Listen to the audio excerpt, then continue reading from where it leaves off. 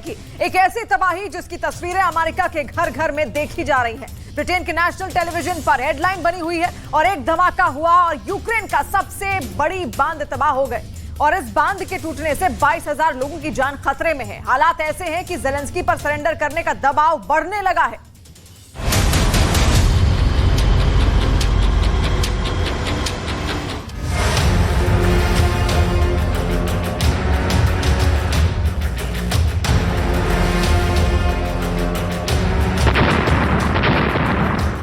Ukraine युद्ध में वो हुआ जो अब तक नहीं हुआ था।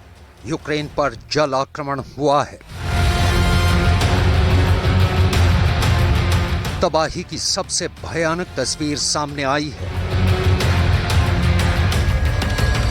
यूक्रेन का सबसे बड़ा बांध तबाह हो गया है। चारों तरफ अफरा तफरी मची हुई है। कई इलाके डूब गए हैं। आधा खेरसौन खाली हो गया है। दक्षिण खेरसौन में 14 बस्तियां पानी पानी हैं। 300 घरों को खाली करा लिया गया है। 22,000 लोगों की जान पर बन आई है। यूक्रेन के सैनिकों के हथियारों के गोदामों में पानी भर गया है। यूक्रेन के 80 गांवों के डूबने का खतरा बना हुआ है। बांध कैसे टूटा, किसने तोड़ा, किसने हमला किया, कैसे हमला हुआ, इन सवालों को लेकर यूक्रेन और रूस के अलग अलग दावे हैं। रूस और यूक्रेन ने एक दूसरे पर हमले के आरोप लगाए हैं, लेकिन सबसे बड़ा सच जो सामने आया है उसके मुताबिक निप्रो नदी का पानी अब ज़ेलेंस्की की हार की कहानी लिखने वाला है। ज़ेलेंस्की के कैंप में इमरजेंसी मीटिंग का दौर जारी है। सैलाब बम से निपटने की रणनीति बनाई जा रही है, क्योंकि बाढ़ का पानी सैनिकों के कैंप को बहा ले जाने पर आमादा है। दावा तो यहां तक किया जा रहा है कि इस सैलाब से रूस को वो मिल सकता है जो मिसाइल हमलों से नहीं मिला। इस बाढ़ बम से वो हासिल होगा जो टैंक के गोलों से नहीं मिला। बाढ़ से बेतहाशा निकला पानी ज़ेलेंस्की के जीत के सपने पर पानी फेर सकता है। यूक्रेन पर सैलाब सितम से पुतिन के हाफ मून वाला टारगेट पूरा हो सकता है। अब तक दुनिया आग के शोलों से लाल हुए यूक्रेन को देखती आ रही थी, बारूद के विस्फोट की विनाश लीला देख रही थी। लेकिन अब इस डैम तोड़ वॉर ने यूक्रेन के सैनिकों के पलटवार वाले प्लान को तार तार कर दिया है।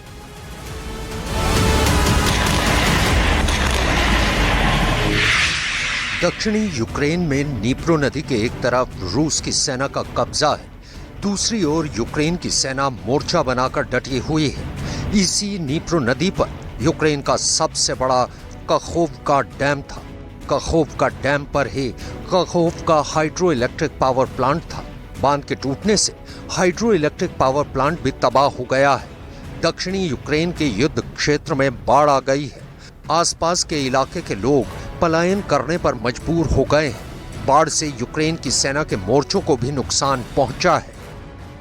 यूक्रेन ने आरोप लगाया है कि रूस के हमले में नीप्रो नदी पर बना नोवा कहोका डैम तबाह हो गया, लेकिन रूस ने इस हमले से इनकार करते हुए यूक्रेन पर ही हमले का आरोप लगाया है।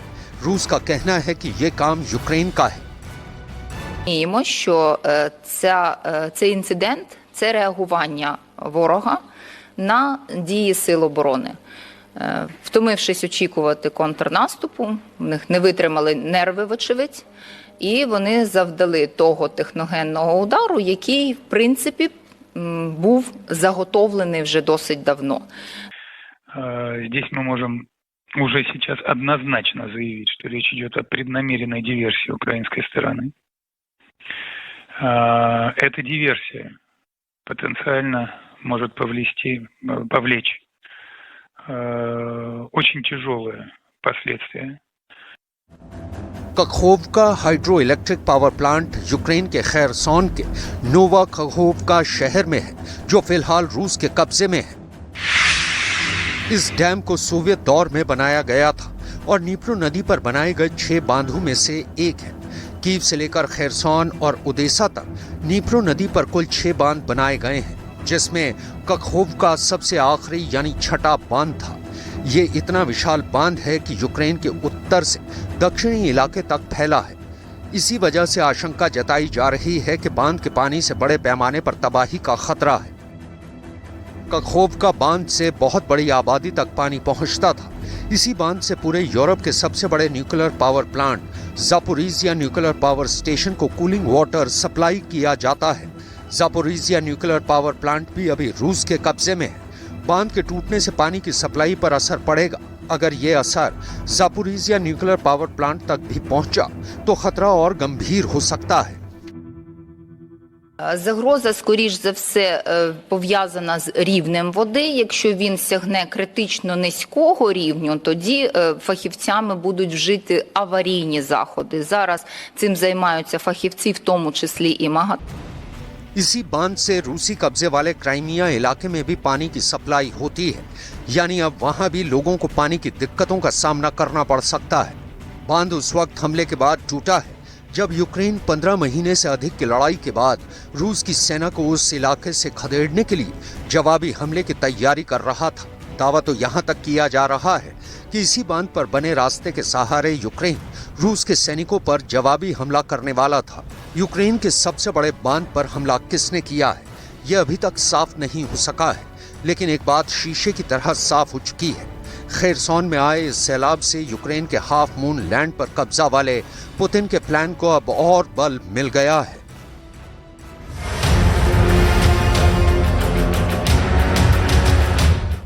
सवाल है यूक्रेन के आधे चांद पर पुतिन की नजर क्यों है?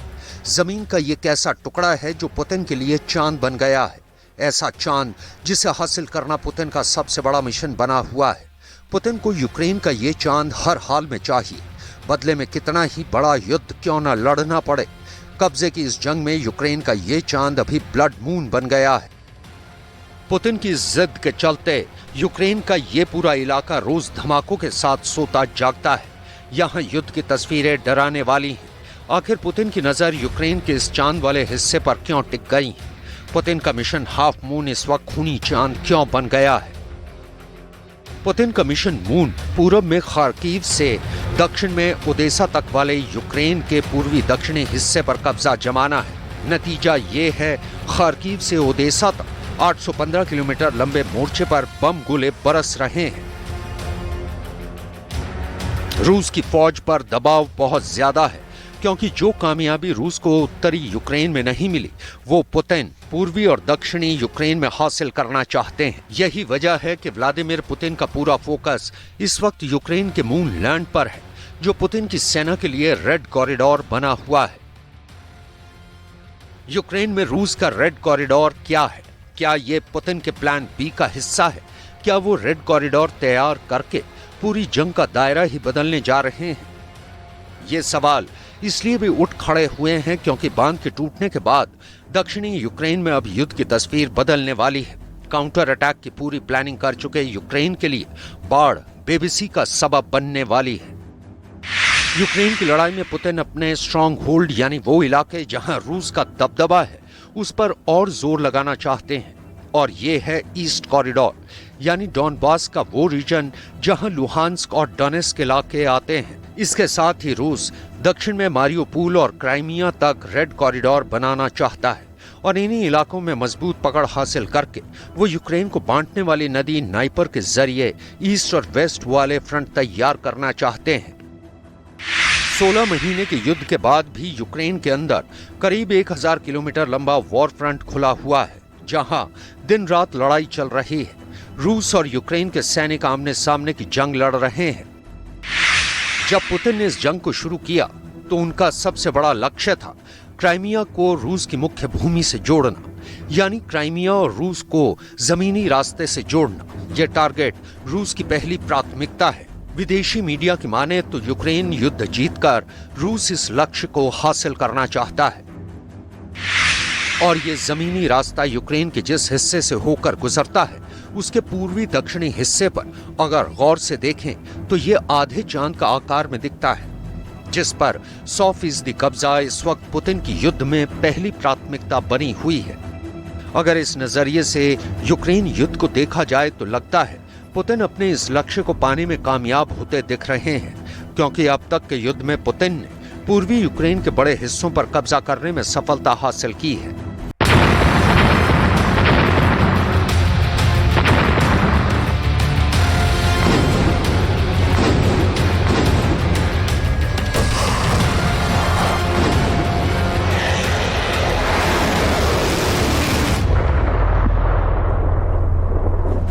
अब ये समझ लीजिए यूक्रेन के ओडेसा पर कब्जा क्यों जमाना चाहते हैं पुतिन। ओडेसा बंदरगाह यूक्रेन के मारियोपोल से भी ज्यादा महत्वपूर्ण बंदरगाह है।